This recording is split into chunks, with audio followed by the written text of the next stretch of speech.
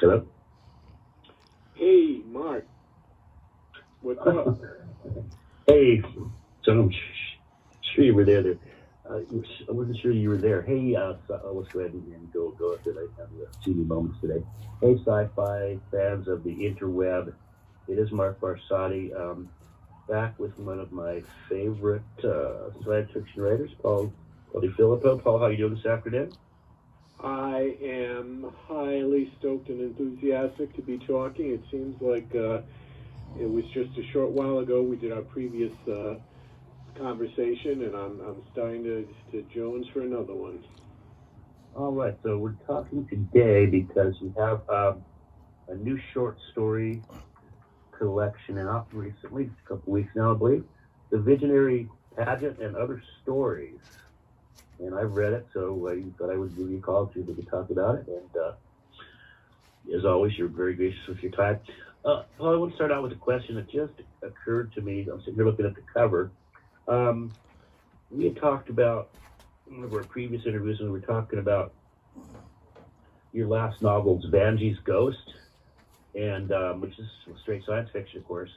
But you had mentioned both the title and maybe the cover art may confuse casual book still can't speak today, book browsers, and create the impression it's kind of a ghost or horror type story.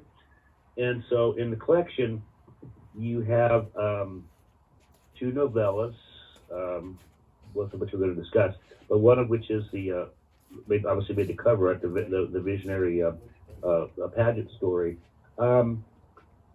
Did you maybe think of putting maybe calling the book World Shifter and having the more sci-fi story be cover art?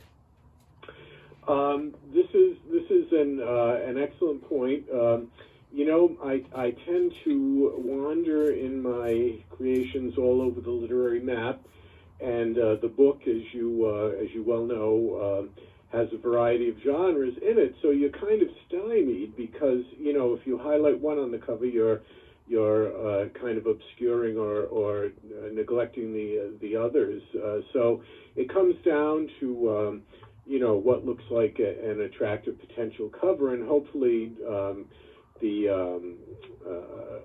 buyer or the reader might know enough about my stuff to say, there's probably a variety of things in here, not straight fantasy, because that cover does look very fantasy oriented, and I thought it was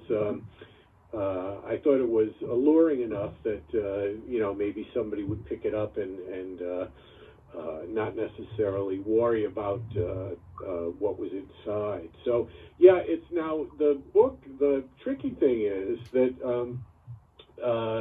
the Visionary Pageant is also the title of the novella when it had a standalone appearance, and World Shifter, which is in the collection, also had a standalone appearance as a novella. Both came from a very wonderful small press in the UK, New Con Press, run by Ian Waits.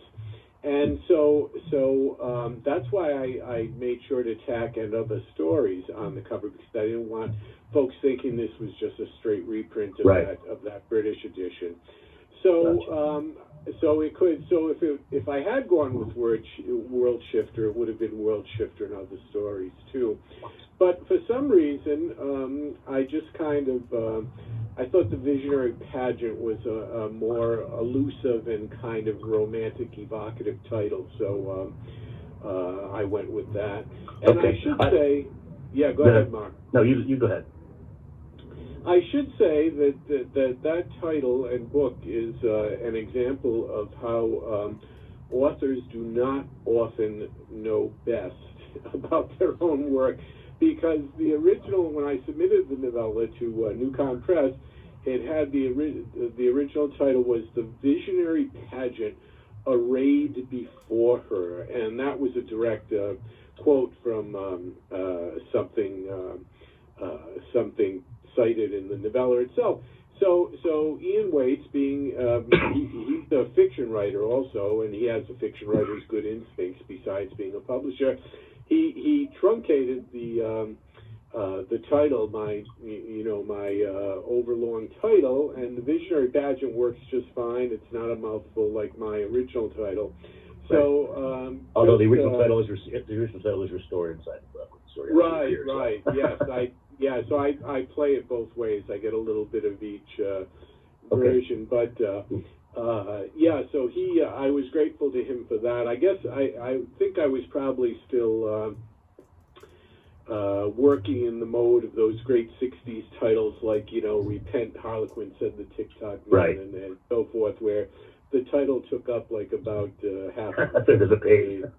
Right. Okay. Yeah, the cover art thing just occurred to me because, as you know, I think you're not underappreciated by people in the field, but we were sold more books that were popular. I was thinking that maybe as a sci-fi writer, and of course you do have a publisher's weekly quote on the cover for people to get that far, mentioning that you're a contemporary fiction. But anyway, I was thinking of.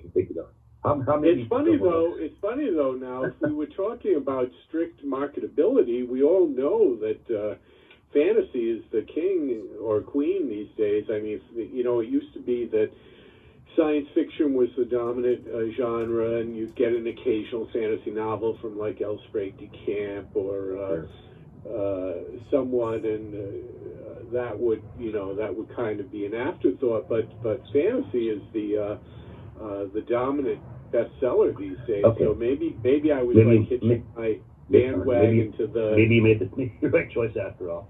Yeah. Okay, let's go ahead and get into it. We're going to talk about buzz novellas. We're going to start out with the World Shifter, which is the novella, and that's the first story in the book as well. So the main character there is Quam, who is a big, burly, good-looking, if non-Mexican shipbreaker on the world of Asperdia. Am I pronouncing that right? Yes. And shipbreaking being the heavy labor, sort of bottom of the economic ladder, deconstruction of actual starships after they splash down in the ocean. So flesh out that concept a little bit for us. Well, first of all, this is an example. People say, readers say, where do you get your ideas? The classic cliched question, which is not, it might be a cliche, but it's understandable. People want to know how a writer derives their inspiration. So shipbreaking is a literal current day enterprise, and it is really a kind of one of the more sad economic fallouts of capitalism. So when a huge tanker or cargo ship has reached the end of its utility, they send it off to like Pakistan or Bangladesh, or I don't know if India does it much these days, and they ground it on the beach and take it apart, break it up. Yeah, and a swarm of poor people desperate for an income. They've been hired; they don't do this just on their own. They swarm over it with the most primitive tools, and it's kind of like an ant disassembling a dead raccoon or something. They swarm over it and they take it apart and recycle all the pieces. And meanwhile, the remnant fuel from the fuel tanks is spilling into the bay, and any other kind of dangerous stuff is going all over and hurting the people and stuff. So knowing about this, definitely a job for third world countries. Just the way we send our discarded cell phones and computers to be hammered apart and the gold is taken out and so forth. So knowing about this, I said, well, obviously there's going to be, in the future, you're going to have a starship that reaches the end of its life, and what are you going to do with it? You're just going to ground it and have the same kind of people take it apart. So that was the initial premise, and then I started thinking about the whole scenario, who would do it and what kind of people, and who would be the big bosses reaping the profits from this enterprise. So having that venue solidly in mind helped a lot in trying to think, well, what kind of story can you construct that fits such a venue and represents it adequately. That original piece, not World Shifter, but Shipbreaker, the first half of the novella, sold to Ellen Datlow. It appeared, she was running an online magazine at the time, and it appeared online, and then it ended on pretty much a cliffhanger. Not, there was some resolution, but there were definite plot possibilities ahead for our kind of Lenny type hero Clom. So it took me 18 years to write the second half. Not that I was working on it all 18 years. Right. I'm saying 18 years passed, and I said, geez, once upon a time, I had some aspirations to finish that damn story, and so that's when I wrote World Shifter, and I like to I take a little bit of pride in the fact that I think the two halves have an organic wholeness, and they do. In fact, I never would have guessed they were written years apart. Yes, 18 years apart, and I had to really get my head back into that space and kind of even revise my current day style a little bit. And so I said, finally, I can. And the second half never had a separate appearance. The two halves once fused together. That's when Ian Waits published them at NewCon. Gotcha. So that was a big challenge, and I felt kind of proud. And it's been, I had role models in front of me, like Jack Williamson, one of our great deans of the science fiction field. He had been writing his Legion of Space books, and he started like in the 40s, and he brought them to a conclusion, and then literally like 40 years later, he wrote a new installment in the franchise. So I knew it could be done, that you could pick up a very old project and hopefully have success with it. So that was kind of my role model. Gotcha. Now you had mentioned the big bosses who hired the poor people to do the Grand Replica shipbuilding. So Clom and his friends are literally two-stranders. Explain what that means, and then talk about those higher up the evolutionary ladder. Right. Well, this is all totally pure science fictional. I don't want to say double talk. Let's call it speculative outrageousness or something nicer. But we all know that our DNA, all the DNA of life on Earth has it's the double strand, the coils around each other in that unique thing. So I just said, well, alien life doesn't necessarily have to have the same template for its DNA. So I speculated, that what if there was a creature, and at the heart, the nucleus of its cells, there were like 4 strands of DNA, or analogous. Or 6 or 8. Yeah, 6 or 8. So anyhow, from there, I kind of took a speculative leap that these would. That having such a jam-packed genetic endowment would confer all sorts of the typical science fictional great powers like telekinesis and all that good stuff. With 4 strands come great powers. Yes, there you go. So kind of an analogy to Spider-Man's, famous saying from Uncle Ben. Yeah. So no great responsibility, but definitely more powers. Right. So, I thought that was sorry, Mark, what's that?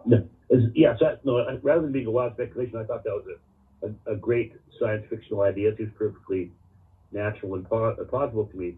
Have you seen that idea of more DNA equals more, higher up the evolutionary ladder? Have you seen that elsewhere, or is that a completely original idea with you as far as you know? Well, some of it, there's a lot of talk. Scientists are working on developing artificial life, and a lot of it is they're using bases. You know, we have those 4 bases that constitute our DNA. They're using novel bases, and they're creating, you know, DNA that doesn't exist on Earth, and so some of that was kind of an inducement to think, well, you know, what's this? Is this strange DNA going to have strange properties too?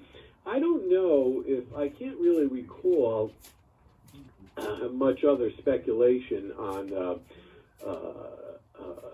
you know, different biological templates providing a different array of powers, or right, and that's how. and yeah, so I'm sure there's probably something out there that I'm forgetting. Yeah, but hard to read everything. Hard to read everything. Yeah, exactly. But I did think it was a somewhat novel idea, and provided.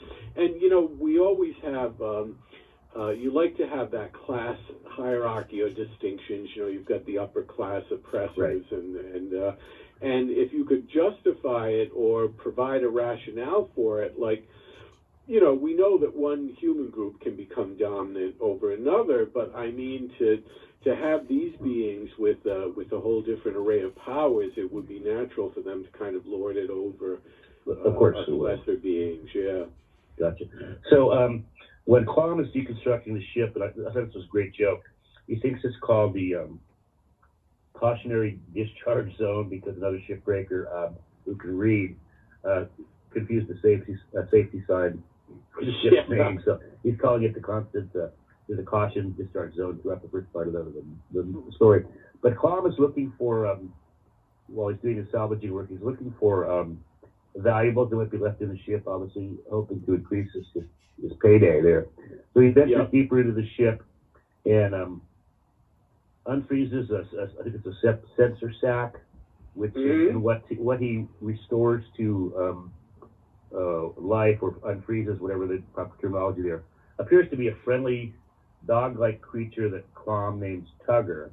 Talk a little bit about Tugger's actual appearance. He's not actually a dog, and then also the and how that leads to the plot conflict after Pooch makes his appearance. That's really lays out the plot for the rest of the novella. Well, Tugger is if you read the description closely enough, you'll twig to the fact that Tugger is really Lockjaw from the Marvel comics. Oh, okay. He's from the Humans. Yeah, I didn't. Yeah, I'm a huge Kirby Stanley SF fan, but that went right over my head. I'll have to reread the scripts because I completely missed that. I tried not to overemphasize it, but that was, as I was writing the book, I said, well, this is really Lockjaw to some extent, and in the comics, for those who don't know it, Lockjaw is this big mutt-like looking thing with some, you know, nifty antennas on his head, and he has like teleportation. It's like a tuning fork on his forehead. Yeah, exactly. So anyway, that was, I said, you know, let me put this in as a kind of Easter egg for those who might enjoy it. As things turn out, though, Tugger has a few extra strands himself. So talk about that and how that works into the plot. Yeah. You know, most of the overlords of the shipyard look, you know, fairly human or somewhat human, bipeds, and you know, but Tugger looks like what we think of as a lesser kind of being on the great chain of creation, and so, you know, he looks fairly innocuous, and he's goofy, and he drools and stuff, but he turns out to be at the peak of the apex of the chain of being instead of at the bottom, and he's got, you know, 10 times more powers than these overlords who are just fixated on material things and running the shipyard and stuff. So anyhow, his existence has been brooded about in a kind of legendary fashion, but nobody knew exactly what he was or where he was. And so when his existence becomes known, everybody is greedy to get him, and that triggers kind of a cataclysmic ending to Klom's somewhat predictable and serene life. And that's the end of the first half. And so he sets out, Clom, our hero, and he's traveling on kind of a path of maturation himself. He came from a little island environment, a little rural environment, and then he got to the more sophisticated shipyard. He picked up a few things there, about the way life works, but now he's heading out into the galaxy at large in search of Tugger, because it seems that Tugger has been destroyed at the end of part one. So he's heading out into a very sophisticated milieu, and I had to give him a buddy, because that's smart, always smart buddy. Yeah, that's always handy. You've got, instead of the fellow just narrating things to himself, you've always got someone to bounce a dialogue off of. So he picks up a friend, and together they go through a variety of venues that are both interesting and dangerous until they get to this kind of transcendental ending. So I figured that was always, even when, for the whole 18 years, that was kind of a vague, nebulous path that I had plotted out for him. But, sitting down at the screen, you're forced to make it concrete and come up with the actual things that happen. So, so I thought, pretty successful. I love writing space opera, and I'm supposed to do one, and my past couple of years have had an assortment of medical troubles and other troubles that have left me way behind on projects, but I don't know if I mentioned this in our first talk, is that I signed a contract with the Jack Vance estate. Did I go into this, Mark? I don't think so. No, probably not. So the Jack Vance estate is run by Vance's son, John Vance, and we've never met, but one day I got an email, and John Vance said, I read your space opera, The Summer Thieves, and it was totally... Another great book on Amazon. Well, thank you. Yes, thanks, Mark. I'm proud of that one. And John Vance said, that was totally, I could tell you were writing a tribute to my dad. And I said, yes, I was, and I hope I did honorably by his name. And he said, how would you like to write another such book for us? And I said, how would I like it? You could. I should be paying you for the. Don't never tell him that. Right, I know. That's something that shows my acumen as a business person. Yeah. But your level of enthusiasm for the project. Give the whole farm away. So anyhow, that contract was signed over a year ago, and I've got. It's going to take place in part of Vance's universe that is kind of a isolated corner. It's the Big Planet duology. There's only two. Vance only did two books, Big Planet and Showboat World, and they both take place on this enormous world, which I forget how big it is compared to the Earth. Let's say it has 10 times the landmass of the Earth, but because it's made out of much lighter minerals, it has basically the same gravity as Earth. So a fascinating venue, and I am slated to produce a book that carries out the Big Planet adventures. Excellent. And I'm stoked about it, and John Vance has been so understanding. I say, John, I wake up every morning and it's like this wave of guilt washes over me. We signed the contract a year ago, and he says, listen, you're going to do it at your own pace. You've had some difficulties, and just don't sweat it. So that's the kind of support that you hope you would get from every publisher. Yeah, very nice. So I want to go a little faster because I want to. Yeah, I'd have sure. to spread this out over multiple YouTube videos. So we may Yep. take a break here in a few minutes, and I'll call you back to try to cut it Yep. into 2 calls. But so before we get to the visionary pageant, we're going to touch on some of the other shorter stories in the collection. Sure. Specific things about them as we go into detail into those, because I want to spend some time on the visionary pageant. Talk about the novel form of treatment for drug addiction in 900 Grandmothers.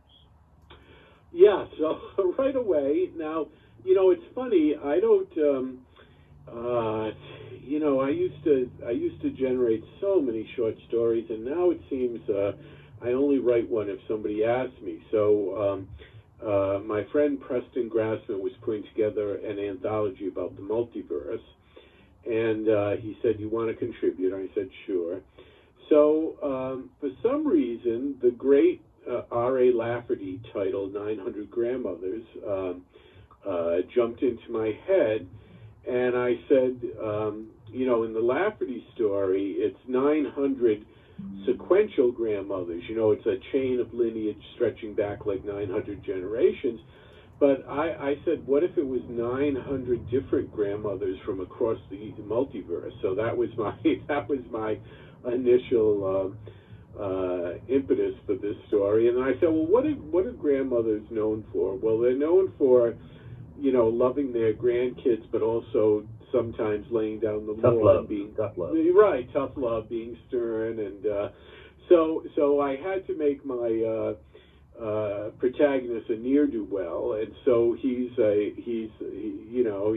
typical, or perhaps a more than average recreational drug user. Yeah. He's hooked. He's a professional. He's a professional drug user. Professional drug user. Not just one of us amateurs. So he anyhow he refuses. He's not going to take any old intervention or right. listen to people or get counseling or whatever, except that finally the people who love him and worry about him bring in the ultimate weapon, and that's 900 different versions of his grandmother who end up kind of walloping some sense into him. So there you go. Yeah. So Not yeah. exactly Doctor Strange in the multiverse, but but great repositioning of the title. A very unique story. Right. Talk a little bit about the conflict between the titular character in Hivehead versus sort of a transgenic tribe of poos, as in Winnie the. Yeah. So Hivehead, that's the title of the story.